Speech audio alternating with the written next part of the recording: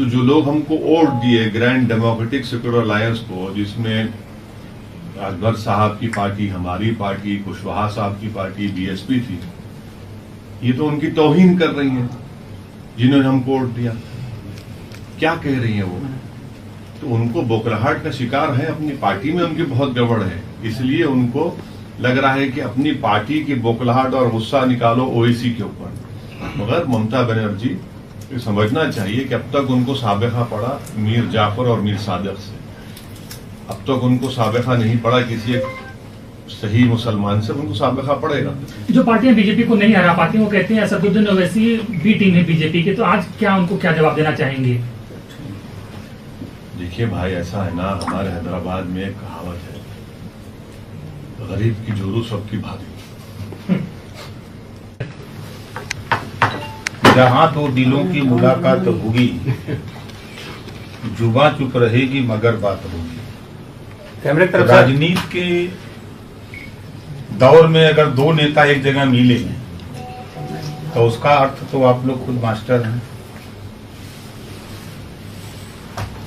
बड़े भाई बैठे हैं। नहीं, मैं तो इसमें छोटा भाई हूँ।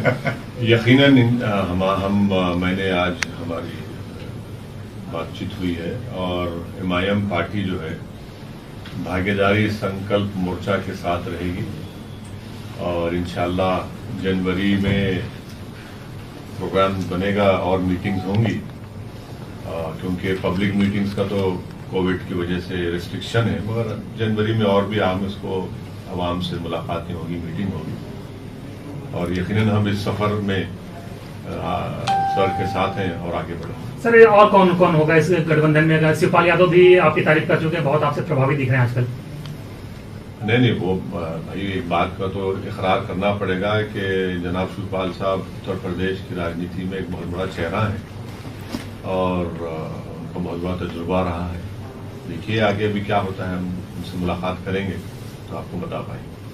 और किस किस राजनीतिक पार्टियों से टच में हैं, किससे बात चल रही है? क्या सिर्फ छोटी पार्टियों का जो है एजेंडा है या किसी बड़ी पार्टी से भी राब्ता है? अभी तो आपके सामने जो है हम लोग आपके सामने रखे हैं, तो आगे देखिए फ्यूचर में क्या होता है उसके बारे में बता नहीं सकते। सर, बिहार में जिस तरीके से आपने एक अच्छा मैंडेट हासिल किया, तो क्या उसके बाद आपको एहसास हो कि यूपी में हम लोगों को चलना चाहिए? बिहार में जो हमको कामयाबी मिली उसमें तो अकबर साहब का भी रोल रहा है ना। हम लोग तो ग्रैंड डेमोक्रेटिक सेक्युलर अलायंस के हिस्सा थे, जिसमें कुशवाहा साहब की पार्टी थी, आपकी पार्टी थी, हम लोग तो सब मिलकर तो चुनाव में हिस्सा लिया था। तो यकीनन एमआईएम की कामयाबी में इन सब का बहुत बड़ा योगदान है और उसकी वजह से कामयाबी मिली। तो हमको तो बिहार की कामयाबी के बाद एक हौसला मिला है और हम उस कामयाबी को सिलसिले को जारी रखेंगे। सर, आम आदमी पार्टी ने भी कल ही ऐलान किया है केजरीवाल जी ने कि वो भी कंटेस्ट करेंगे, तो आपको नहीं लग रहा है एक बड़ा इंटरेस्टिंग फाइट होगी यूपी में? अभी तक बहुत सेट पैटर्न की पार्टियां थी वही चुनाव लड़ रही थी।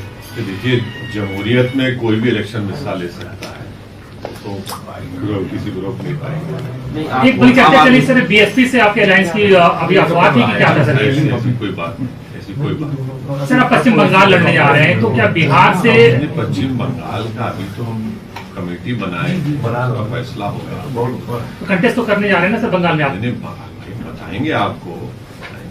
सर, क्या आम आदमी पार्टी के साथ भी बात होगी? क्योंकि उनके लिए अभी जो आपके सामने हम दोनों बैठे हैं और सर की लीडरशिप में हम लोग सब साथ खड़े हैं और काम करेंगे।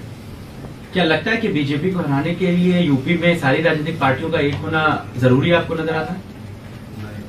अभी तो हम अपनी कोशिश कर रहे हैं, इस सवाल का जवाब तो दूसरी बड़ी पार्टियों को देना पड़ेगा। सर बंगाल में क्या बिहार की सफलता दोहरा पाएंगे? देखिए, अभी बंगाल का फैसला भी होना बाकी है, वो जब हो गया।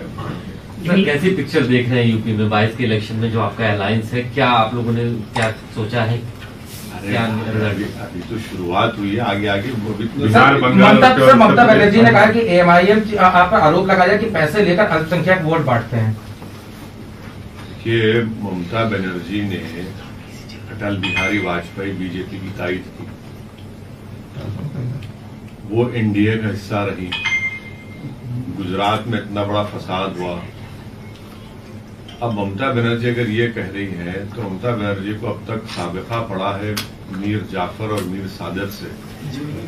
ममता बनर्जी को एक अच्छे मुसलमान से अभी तक साबिका नहीं पड़ा, वो पड़ जाएगा। अगर वो ये कह रही है दौलत मिली है, तो भाई असदुद्दीन ओवैसी को कोई इतना बड़ा आदमी पैदा नहीं हुआ दुनिया में जो दौलत की बिना पर खरीद सके। तो ये इनका ये इल्जाम बेबुनियाद है और ये बौखलाहट का शिकार हो चुकी है। ममता बनर्जी को फिक्र करनी चाहिए अपने घर की। इतने लोग उनके बीजेपी में जा रहे हैं, वो उसकी फिक्र करें। और ममता बनर्जी को हम एक अनसॉलिसिटेड सजेशन देना चाह रहे हैं कि उन्होंने जिस तरीके से बीजेपी से मुकाबला किया, पार्लियामेंट के चुनाव में तो 17 बीजेपी जीत गए, हम तो थे भी नहीं वहां पर। और दूसरा, ममता बनर्जी ने बिहार के वोटर्स को उनकी बेइज्जती की है, ये कहकर के इनको कामयाबी मिली बिहार में। तो जो लोग हमको वोट दिए ग्रैंड डेमोक्रेटिक सेक्युलर अलायंस को, जिसमें अकबर साहब की पार्टी, हमारी पार्टी, कुशवाहा साहब की पार्टी, बीएसपी थी, ये तो उनकी तौहीन कर रही हैं जिन्होंने हमको वोट दिया। क्या कह रही हैं वो? तो उनको बौखलाहट का शिकार है, अपनी पार्टी में उनकी बहुत गड़बड़ है, इसलिए उनको लग रहा है कि अपनी पार्टी की बौखलाहट और गुस्सा निकालो ओवैसी के ऊपर। मगर ममता बनर्जी को समझना चाहिए कि अब तक उनको साबिका पड़ा मीर जाफर और मीर सादिक से, अब तक उनको साबिका नहीं पड़ा किसी एक सही मुसलमान से, उनको साबिका पड़ेगा। जो पार्टियां बीजेपी को नहीं हरा पाती वो कहते हैं असदुद्दीन ओवैसी बी टीम है बीजेपी की, तो आज क्या उनको क्या जवाब देना चाहेंगे? देखिए भाई, ऐसा है ना, हमारे हैदराबाद में एक कहावत है, गरीब की जोरू सबकी भागी। अब ये बिहार में हम लोग, हमारी पार्टी में और सब मिलकर इलेक्शन लड़े, कांग्रेस को और आरजेडी मिलकर लड़े। वहां पर आप देख लीजिए, हम तो ट्विटर पे डाले हैं एम्पिरिकल एविडेंस कि हम जो 20 सीट पे लड़े थे, 5 पे हम जीते और 9 पर गठबंधन जीता, 6 पर बीजेपी जीती। और जो हमको उन 6 वोट मिला, वो अगर ऐड भी कर दिया जाए गठबंधन को, तब भी बीजेपी ज्यादा जीती। और बिहार में हमारा एक कैंडिडेट लड़ा सिर्फ पार्लियामेंट चुनाव में, वहां से कांग्रेस जीती और 39 लोकसभा सीट्स पर एनडीए जीत गया। तो ये हर चीज पर लाकर फिर आकर जिम्मेदारी हम पर क्यों डाल दी जाती है? हाँ, आप हमको दीजिए जिम्मेदारी, इससे हमारी ताकत में, हमारी मकबूलियत में इजाफा होता रहेगा और हम पीछे नहीं हटने वाले नहीं है। योगी आदित्यनाथ हैदराबाद गए थे, उन्होंने कहा कि हम इसका नाम बदलकर भाग्यनगर कर देंगे, और आप यूपी में आए हैं, क्या बदलने वाला है? सुनिए, देखिए, जहां पर जिस वार्ड में योगी आदित्यनाथ मुख्यमंत्री यूपी गए थे, वो बीजेपी हार गई, वहां पर 3 वार्ड हार गई। जहां पर अमित शाह गए, वो वार्ड हार गए।